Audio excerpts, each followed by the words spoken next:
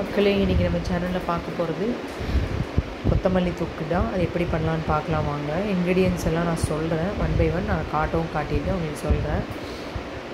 இதில் ஒரு பேனில் 2 டீஸ்பூன் எண்ணெய் ஊற்றி கடுகு தாளிச்சிக்கோங்க. இதுக்கப்புறம் பெருங்காயம் போடுவோம்.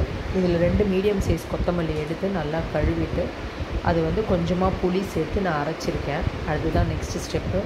இப்போ கடுகு பொரிஞ்சிச்சு இல்லையா, அதில் நம்ம அடுத்து பெருங்காயம் 1 டீஸ்பூன் பெருங்காய பொடி போடுறோம். அதையும் நல்லா வறுத்துட்டு அதோடு இந்த அரைச்ச கொத்தமல்லி பேஸ்ட்டு இல்லையா, கொத்தமல்லி இந்த புளி அரைச்ச பேஸ்ட்டு இதில் போட்டு நல்லா வதக்க போகிறோம். இந்த கொத்தமல்லி தொக்கு இட்லி தோசை தொட்டு சாப்பிட்லாம், நல்லாயிருக்கும். சாப்பாடுலேயும் பிசைஞ்சு சாப்பிட்டிங்கன்னா ரொம்ப நல்லாயிருக்கும். இது நார்மலாக எப்படி தொக்கு பண்ணுவோமோ அது மாதிரி தான். இப்போ இது நல்லா கொதிக்க ஆரம்பித்ததும் ஒரு 5 மினிட்ஸ் மூடி வச்சிடலாம். இப்போ என்னென்னா, இதுக்கப்புறம் பார்த்திங்கன்னா கொஞ்சம் கொஞ்சமாக இந்த பச்சை வாசனை போயிடும். இந்த எண்ணெய் பிரிஞ்சு வருது பார்த்திங்களா, அதுதான் தொக்கு கன்சிஸ்டன்சி வந்துடும். இதில் இப்போ நம்ம 1 டீஸ்பூன் மிளகா பொடியும் இதுக்கு தேவையான உப்பும் போட்டு நல்லா கலந்து விடுறோம்.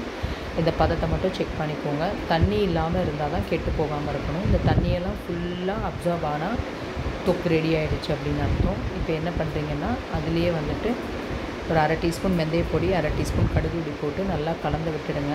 தொக்கு பதத்துக்கு வர ஆரம்பிச்சிருச்சு பாருங்கள். நல்லா வாசனையாக இருந்துச்சு. நான் பண்ணும்போது நீங்களும் வீட்டில் ட்ரை பண்ணுங்கள். இப்போ இதில் என்ன பண்ணுறீங்கன்னா, கொஞ்சமாக வெல்லம் இருக்கு இல்லையா, அதையும் போடுறோம். எண்ணெய் கொஞ்சம் ஊற்றிக்கிறோம். ஏன்னா பத்தாததுக்கு நீங்கள் பார்த்து கொஞ்சம் ஊற்றிக்கலாம் எண்ணெய். ஏன்னா அடிப்பிடிக்காமல் இருக்கும், தீஞ்சு போகாமல் இருக்கிறதுக்காக கொஞ்சமாக வெல்லம் போட்டோம். ஏன்னா அந்த டேஸ்ட் பேலன்ஸ் பண்ணும் வெல்லம். ஸோ சுவையான கொத்தமல்லி தொக்கு ரெடி ஆகிடுச்சு.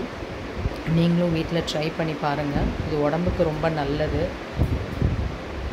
இந்த தொக்கு கண்டிப்பாக வெளியே வச்சு சாப்பிட்டிங்கன்னா, நான் பண்ணது எனக்கு ஒரு 4-5 நாளைக்கு நல்லா இருந்தது. சுவையான கொத்தமல்லி தொக்கு ரெடி.